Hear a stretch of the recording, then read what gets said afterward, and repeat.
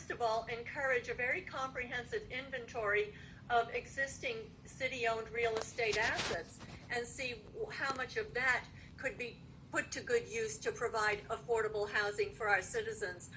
I'd like to mention that I'm probably one of the few candidates who is not participating in this so-called fair elections scheme, because I see nothing fair about myself or fellow candidates taking taxpayer dollars while we still have people sleeping in the streets in the midst of a pandemic. How is that fair? I know from talking to citizens all over town, people are tired of the sweetheart deals that with developers, and a good example is the Hill East project over in Ward 6, where the developers promised that a certain number of units would be low-income units, and they have not lived up to those promises. We need to hold people to their promises.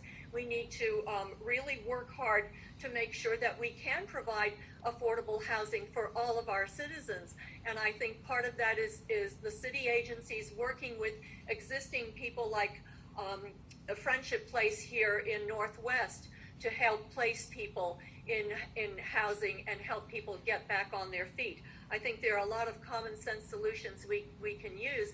I know in the Brooklyn area, people are upset about the Howard University Divinity School property, as well as the McMillan property that is trying to be railroaded through without sufficient input from local citizens. I think the local community should be consulted, and the needs of the communities ought to be taken into account as we are looking at development and redevelopment.